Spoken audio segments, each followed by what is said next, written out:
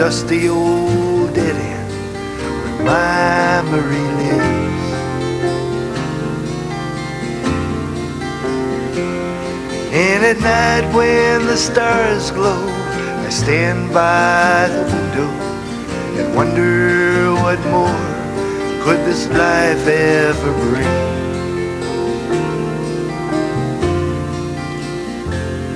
There's a boat by the old dock, a slow-moving wall clock, and a front door left unlocked should neighbors drop by.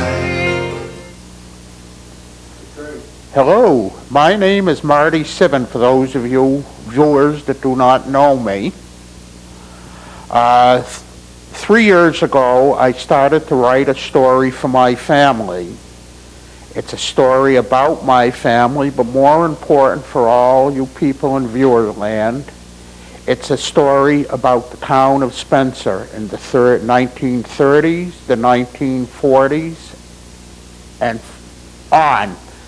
I'm going to read the story. I'm sure there are parts of it that you'll enjoy hearing, and if anyone has any comments or wants to add anything to the story, when I'm through, I'll give you my email address, and please do send me an email because we'd like to improve the story too.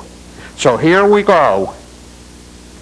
In order to give you a good idea of the story, I'm going to tell you first, or read to you from my memories, how my family arrived in Spencer back in 1932. The question has been asked, what brought the Civin family of the Seagate section of Brooklyn, New York to Spencer, Massachusetts on that Labor Day back in 1932? The answer is, times were hard. It was in the middle of the Great Depression. Changes had to be made by my mother and father. Of course, I cannot remember the events of the first few years of my life. This will be sort of my autobiography. My family at the time of my father at the time of my birth was a partner with a man by the name of Mr. Siegel in a contract dress manufacturing firm in New York City. The way I understand it, a dress contractor would take the overload of work from larger and probably branded manufacturers. It was during the Depression, and I would guess there were not many overloads of work to be handled out to contracting firms. My father's company fell in hard times and consequently went into bankruptcy. A decision had to be made. My father would stay in New York and look for a job in his trade as a dress cutter, and my mother would take my brother Bob and me and her friend and boarder, Gertrude Farrington, to her mother's house, in Warren, Massachusetts. I don't imagine we were welcomed with open arms. My grandmother was not a particularly gracious person. Shortly after arriving in Warren, my mother opened the White Swan Tea Room in West Brookfield. The building still stands at the site of the tea room. Busclet Auto Parts now occupies it.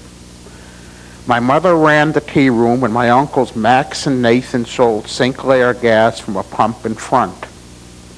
The money for my mother's venture, I was told, came from $400 she had saved from table money from her home in Brooklyn. From what my mother used to tell, I guess the food was pretty good at the White Swan Tea Room. The only problem was there were no customers to try the food. My mother did have competition down the street from a restaurant known as George and Ethel. I was told they did all right because they sold bootleg hooch. We've got to remember this was during Prohibition. Prohibition had not been repealed yet. Of course, there was still no way my mother was going to sell booze. Mother closed the little restaurant, and Gertrude, who had been acting as my nanny, returned to New York. With the closing of the tea room in West Brookfield, I'm sure there was much to spare. What was to be done? We had to eat. and I'm sure my mother wanted to get out of the situation she was in, with all of us living with my grandmother. My mother and my Uncle Nathan decided to open a small clothing store. Nathan had recently graduated from Northeastern University in Worcester. He had a degree in business administration, but no job. Notice I said Northeastern University in Worcester. In those days, back in the early 30s, Northeastern was in the YMCA in Worcester. It moved to Boston years later. Now here's where we came to Spencer. On Labor Day 1932, the Civin family arrived in Spencer, and Civin Specialty Shop was born. It would be a name in women and children's clothing in Spencer for the next 30 years. My father had now joined the family in Spencer, but what I am told that for the first couple of months, he was not part of my mother and uncle's firm. He was looking for locations to open a grocery store in Worcester. Nothing became of my dad's grocery store plan, and he joined the business in January of 1933. You might ask, why Spencer for a location? Both Clevin Shoe and Allen Squire Company were working most of the time, and my Uncle Nathan thought that Spencer looked like a busy town. He used to come through Spencer on the trolley on his way from Warren to Northeastern University in Worcester. The first location of Civin Specialty Shop was at 47 Mechanic Street. From what my brother Bob tells me, it was pretty much of a dump. The store was heated by a pot-belly stove that had to be used for both heat and to warm my mother's and my lunch. I will tell you more about that part of Mechanic Street and some of the people shortly. Remember, I was only 1.5 years old. Everything I am telling you about our arrival in Spencer comes from stories my parents told me and from my brother Bob, who was 7 years old. The total investment of the business was probably about $100 to purchase some used fixtures and pay a month's rent. To obtain merchandise, my uncle and mother bought on my grandfather's credit line. My grandfather lived in Brookfield and peddled clothing out of a panel truck to the area mill towns and farmers.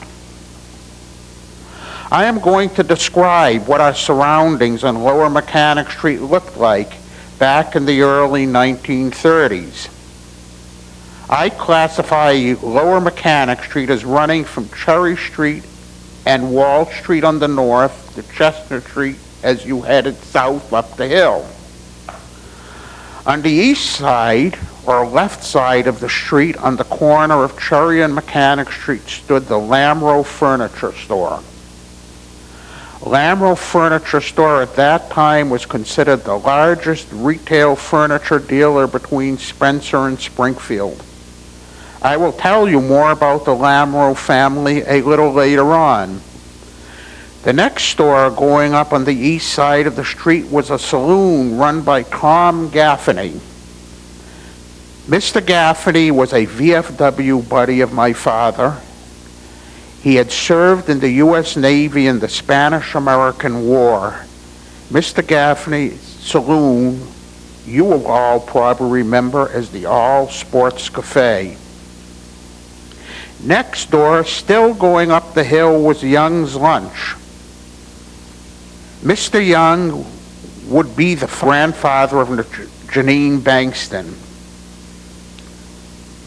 Next, going up Mechanic Street, housed a little store called Civin Specialty Shop. In the back of these stores was Burke's Court, a group of 3 tenement houses. A few of the families that lived in Burke's Court was a Mrs. Gregory. I will mention some of her descendants. The late Alan Gregory would be a grandson. Kenny Gregory, a great-grandson. Ruth Dufo, who was married to Charlie Dufo, would be her daughter. Also living in Berks Court was Yvonne Elder and Unibel and Pauline Arsenal. There was Walter Laro, sort of a hobo who used to walk around the street with a guitar slung to his back, and his mother Angelina, Mrs. Gagney, our landlady at 47 Mechanic Street, who had a terrible wine-stained birthmark on her face. She was the grandmother of the Mike Gagne, who was killed 30 years later in a shooting at the All Sports Cafe. Still going up the hill on the east side of the street next to our store was a vacant lot with a barn sitting in the back. The barn was the headquarters of the Livermore Moving and Trucking Company. Mr. Livermore was the grandfather of Gail Prouty, Dick's wife. I have been told that Mr. Livermore never bothered to register his trucks. After all, he used horses a few years before and he did not have to register them.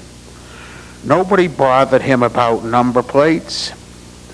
Still going up Mechanic Street towards Chestnut Street was a tenement house. I don't remember who lived on the upper floors, but in the little basement flat, an old man by the name of Frank Benway. I called him Uncle Frank. Frank Benway was perhaps 70 years old back in 1934 when I was 3, but he was my buddy. I remember him as a big muscular man with a mushy gray mustache who wore one of his shoes with a built-up platform, and to help him walk he used one crutch. I was told years later that as a young man, Frank Benway had been a lumberjack and had been injured in a logging accident. On the corner of Mechanic and Chestnut Street, east side, was Cecil Doughton's beauty salon. Cecil Doughton was the aunt of Roy Ledoux and the great aunt of Kevin and Kenny Ledoux. It was in her beauty parlor that my mother told me I had my first haircut. Let's cross the street and go down on the other side of the street. On the west side of Mechanic Street was a cottage occupied by retired police chief John Norton. Till the day he died, he never missed a parade. I have been told that he had an experience when he was chief of police that should go down in some type of history book. It was right after the present town hall had been built in 1927. Two strange men entered the police station that was situated in the basement of the town hall and stated they were state jail inspectors and they would like to see his new jail. Chief Norton was honored. No one had ever come to inspect his jail. He made the mistake of walking into one of the two cells in front of the stranger. One of the men shut the door in back of the chief and the door locked automatically. They proceeded to hold up and rob the post and were never heard of. As mechanic on the west side, you came upon a building with two stores in it. The first store was the barber shop of my father's buddy, Louis Laurent. My father, who was known to murder the English language, always called him Lawrence the Barber. Louis Laurent was the first French-Canadian to graduate from David Prouty High School. It was a two-chair barber shop. The other barber was a man by the name of Deschardins. His name is on the honor roll at the town hall. He was killed in action in 1944 in the invasion of the Philippines. In the store next to the barber shop was McCann's Ice Cream Shop. McCann's was owned by a Spanish-American war veteran by the name of Truffle Bossy and his son Ernest Bossy. Ernest Bossy considered himself quite a caballero with the ladies and was nicknamed Rudy Valley, a popular crooner of those days. If you bought a pint of ice cream at McCann's, used to cost 30 cents. It was packed in a square box. If you had just 15 cents, one of the bossies would take a butcher knife and cut the pint in half and sell you a half pint, with a wooden spoon, of course. Next came the tenement house that is still standing, and then the freight yard. One freight train a day used to come into the town at 10 a.m. If you wanted to take a passenger train, you had to go to South Spencer. That was the world on Lower Mechanic Street, south of Wall. Now, we mentioned the freight train that used to come in once a day. I have a little story I wrote about the Spencer freight train. I entitled it, The Iron Horse of Spencer. When I was a growing kid of 10 or 12 years old, growing up in Spencer, I used to have a thrill that I wish my children and grandchildren could have enjoyed. In the summer mornings at 9:45, I would leave my buddies who were horsing around on High Street and run down the hill onto Main Street. Past the Kenwood Diner I would run, and I would cross the street in front of the Massasoit Hotel. I would run down Wall Street, past the storefront place of worship of the Jehovah Witnesses called Kingdom Hall. That would have been a storefront right underneath where Dick Adams now has his paper goods store.